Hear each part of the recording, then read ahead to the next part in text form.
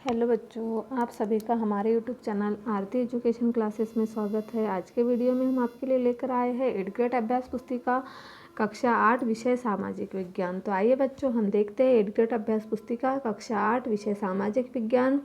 तो इसमें हमें सबसे पहले अनुक्रमणिका दी हुई है। तो इसमें पाठ का नाम, पृष्ठ क्रमांक और पाठ का क्रमांक दिया हुआ है। तो पिछले वीडियो में हम आपके लिए लेकर आए थे भारत में ब्रिटिश सत्ता की स्थापना और विस्तार, ब्रिटिश प्रशासन नीति और प्रभाव, ब्रिटिश शासन के विरुद्ध संघर्ष, राष्ट्रीय एकीकरण, हमारे राष्ट्रीय लक्ष्य, स्थलीय स्थलाकृतियाँ, परिवर्तनकारी बाह्य शक्तियाँ, भारत की रक्षा व्यवस्था, उत्तर अमेरिका का भौतिक स्वरूप, दक्षिण अमेरिका का भौतिक स्वरूप, क्रांतिकारी आंदोलन, राष्ट्रीय आंदोलन एवं स्वतंत्रता प्राप्ति, भारत की विदेश नीतियों, पड़ोसी देशों से संबंध, भारत और संयुक्त राष्ट्र, ऑस्ट्रेलिया महाद्वीप का भौगोलिक स्वरूप। और आज के वीडियो में हम आपके लिए लेकर आए हैं पाठ 27 हमारा जीवन और पर्यावरण।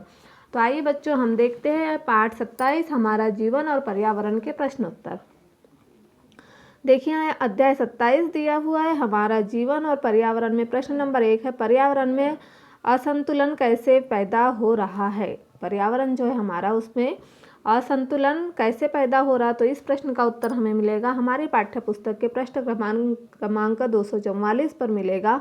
तो देखिए बच्चों, हमें इस प्रश्न का उत्तर लिखना है, जो कि हमने यहाँ लिखा है। देखिए, औद्योगिक विकास एवं मानव जीवन शैली में बदलाव के कारण मानव ने प्रकृति का अंधाधुंध दोहन शुरू कर दिया, जिसके कारण पर्यावरण में असंतुलन पैदा हो गया। इस असंतुलन के कारण मानव जीवन ही नहीं बल्कि समस्त जीवधारियों का जीवन संकट में है।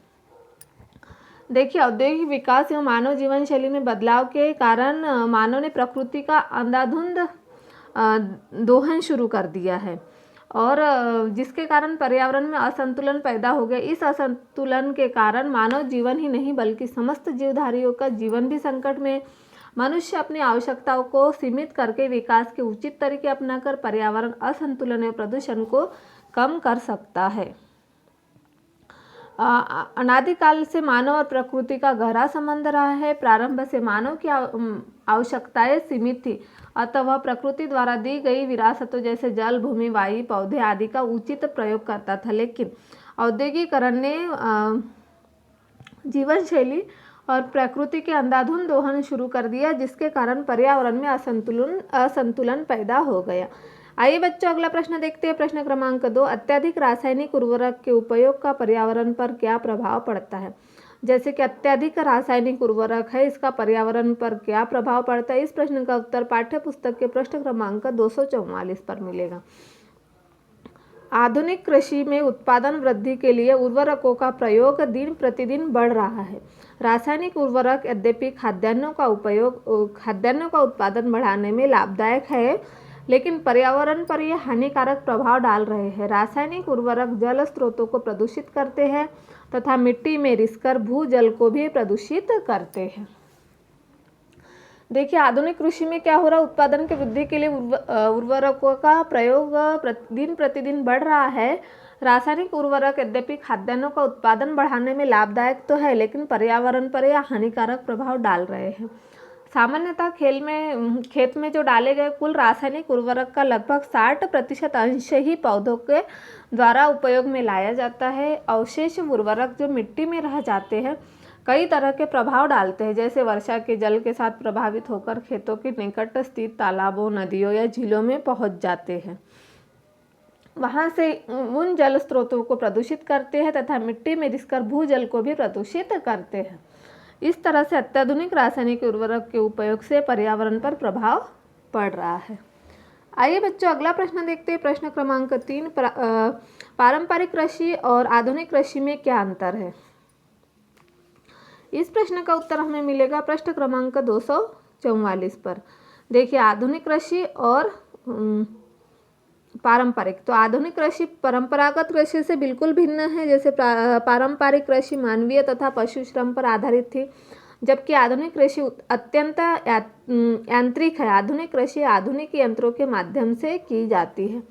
कई प्रकार के आधुनिक यंत्र उपयोग में लाए जाते हैं, जैसे कि पहले खेतों में बैलों के द्वारा जुताई होती थी। अभी आधुनिक कृषि में ट्रैक्टर, हार्वेस्टर, इस तरह से साधनों का उपयोग करके आधुनिक कृषि की जाती है। तो आइए बच्चों, हम देखते हैं अगला प्रश्न। प्रश्न क्रमांक 4, पर्यावरण सहयोगी किसी एक प्रौद्योगिकी के बारे में लिखिए। इस प्रश्न का उत्तर हमें मिलेगा पाठ्य पुस्तक के पृष्ठ क्रमांक 249 पर। सीएनजी एक प्रकार का पर्यावरण सहयोगी है जिसका पर्यावरण के क्षेत्र में प्रयोग बढ़ रहा है। सीएनजी क्या है? एक प्रकार का पर्यावरण सहयोगी है जिसका पर्यावरण के क्षेत्र में प्रयोग बढ़ रहा है क्योंकि यह अन्य ऊर्जा स्रोतों की अपेक्षा न्यूनतम प्रदूषण फैलाती है। सीएनजी का बिल्कुल भी प्रदूषण नहीं है, न्यूनतम क्या, कुछ भी प्रदूषण नहीं होता। जैसे अन्य ऊर्जा जो साधन है उससे क्या हो रहा कि प्रदूषण बढ़ता है, लेकिन सीएनजी से बिल्कुल भी प्रदूषण नहीं बढ़ता। तो इस तरह से हमने प्रश्न नंबर 4 का उत्तर लिखा। आइए हम देखते हैं प्रश्न क्रमांक 5, किसी उद्योग का अंतिम उत्पाद क्या होता है, उदाहरण देकर समझाइए। जो हमारा उद्योग है उसका अंतिम उत्पाद क्या होता है? किसी उद्योग का अंतिम उत्पाद उस उद्योग में तैयार वे वस्तुएं होती है जो वस्तुओं के निर्माण में सहायक होती है। उदाहरण, लोहा तथा इस्पात उद्योग में अंतिम रूप में तैयार किया जाता है। किसी उद्योग का अंतिम उत्पाद क्या है? किसी उद्योग का अंतिम उत्पाद उस उद्योगों में तैयार वे वस्तुएं हैं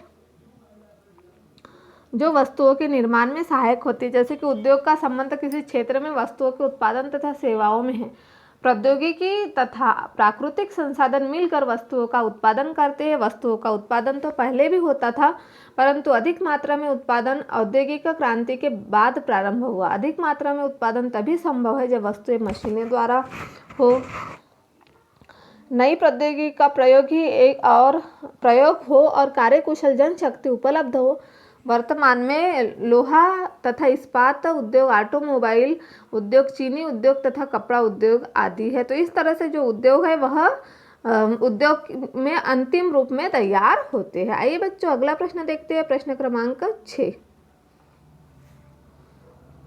किसी उद्योग की स्थापना में पूंजी तथा कच्चे माल की भूमिका लिखिए। देखिए, किसी उद्योग की स्थापना में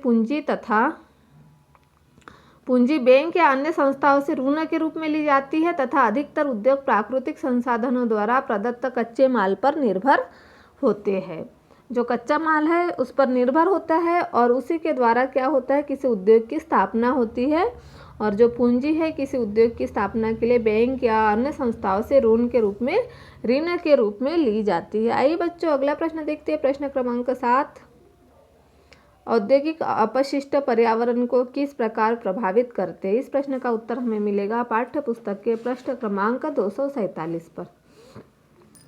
कारखानों द्वारा उत्पन्न औद्योगिक अपशिष्ट प्रदूषित जल, विषैली गैसें, धूल, राख, धुआं इत्यादि जल, थल तथा वायु प्रदूषण के प्रमुख कारक है। औद्योगिक इकाइयों से उत्पन्न दूषित जल, विषैली गैस तथा ठोस अपशिष्टों से प्राकृतिक संसाधनों का अवनयन हो रहा है। देखिए, कारखानों द्वारा उत्पन्न औद्योगिक अपशिष्ट प्रदूषित जल, जैसे कारखानों से जो निकलता है, विषैली गैसें, धूल, राख, धुआं इत्यादि जल, थल तथा वायु तीनों के प्रदूषण के कारक है। जैसे कि वायु प्रदूषण भी होता है, जल प्रदूषण भी, और जमीन का प्रदूषण भी होता है, मिट्टी का। औद्योगिक इकाइयों से उत्पन्न दूषित जल, विषैली गैस तथा ठोस अपशिष्टों से प्राकृतिक संसाधनों का अवनयन हो रहा है। आइए बच्चों अगला प्रश्न देखते हैं, प्रश्न क्रमांक 8, ठोस अपशिष्ट के निपटान में पुनः उपयोग विधि क्या है। तो देखिए, पाठ्य पुस्तक के पृष्ठ क्रमांक 248 पर मिलेगा। यह प्राचीन विधि है जिसमें अपशिष्ट वस्तुओं को पुनः उपयोग के योग्य बनाते हैं। क्या है? यह प्राचीन विधि है जिसमें अपशिष्ट वस्तुओं को पुनः उपयोग के योग्य बनाते हैं। सभी धात्विक वस्तुओं को पिघलाकर नई वस्तुएं बन सकती है। प्लास्टिक की वस्तुओं की अपशिष्ट से नई प्लास्टिक वस्तुएं बन सकती है। शीशा और कागज 100% पुनः उपयोग योग्य होता है। आइए बच्चों अगला प्रश्न देखते हैं, प्रश्न क्रमांक 9, अपशिष्ट के निपटारे में स्थानीय संगठनों की क्या भूमिका है। इस प्रश्न का उत्तर हमें 250 पर मिलेगा, अपशिष्टों के निपटारे में। तो देखिए, स्थानीय स्तर पर नगर पालिका तथा नगर निगम अपशिष्ट के निपटारे में सीधी भूमिका निभाते हैं। औद्योगिक ठोस अपशिष्ट के लिए विभिन्न स्थानों पर बड़े कूड़ेदान स्थापित किए जाते हैं। प्रतिदिन प्रातःकाल में इन अपशिष्टों को उठाने की व्यवस्था की जाती है। नगर का मल जल नगर के दूरस्थ भागों में ले जाकर छोड़ा जाता है। विभिन्न उपचार संयंत्र के तरल अपशिष्टों का समुचित उपचार किया जाता है। तो इस तरह से हमने प्रश्न नंबर 9 का उत्तर लिखा। आइए बच्चों हम देखते हैं प्रश्न नंबर 10। प्रश्न नंबर 10 है हमारा, वस्तु निर्माण की प्रमुख प्रक्रियाओं का वर्णन कीजिए। इसका उत्तर हमें पाठ्य पुस्तक के पृष्ठ क्रमांक 246 पर मिले। वस्तु निर्माण की 3 प्रक्रियाएं होती है। संयोजन, विभिन्न भागों को जोड़कर अंतिम उत्पाद तैयार करना संयोजन है। संयोजन क्या है? विभिन्न भागों को जोड़कर अंतिम उत्पाद तैयार करना। फिर है परिवर्तन। परिवर्तन में कच्चे माल को नए माल या अंतिम उत्पाद के रूप में परिवर्तित करते हैं। फिर है निष्कर्षण। निष्कर्षण में कच्चे माल में से 1 या 2 अवयव निकाल लिए जाते हैं। देखिए संयोजन, जैसे कि विभिन्न भागों को जोड़कर अंतिम उत्पाद तैयार करना संयोजन है। जैसे उदाहरण के लिए जैसे साइकिल के पहियों, हैंडल, सीट, चेन एवं अन्य भागों को जोड़कर हम साइकिल बना लेंगे, तो इसे क्या बोलेंगे हम? संयोजन। फिर है परिवर्तन। परिवर्तन में कच्चे माल को नए माल या अंतिम उत्पाद के रूप में परिवर्तित करते हैं, जैसे वृक्षों को चीरकर लकड़ी बनाना। फिर है निष्कर्षण। निष्कर्षण में कच्चे माल में से 1 या 2 अवयव निकाल लिए जाते, जैसे पेट्रोल कच्चे तेल से अलग किया जाता है। उपरोक्त तीनों प्रक्रिया के अतिरिक्त अन्य प्रक्रियाओं द्वारा भी वस्तुओं का निर्माण किया जाता है। इस तरह वस्तु निर्माण की प्रक्रियाओं का हमने यहाँ पर वर्णन किया है। आप भी इसे अपनी एडग्रेड अभ्यास पुस्तिका में नोट कर लीजिए। ठीक है, इस तरह से आज के वीडियो में हम आपके लिए लेकर आए थे पाठ 27, हमारा पर्यावरण, हमारा जीवन और पर्यावरण।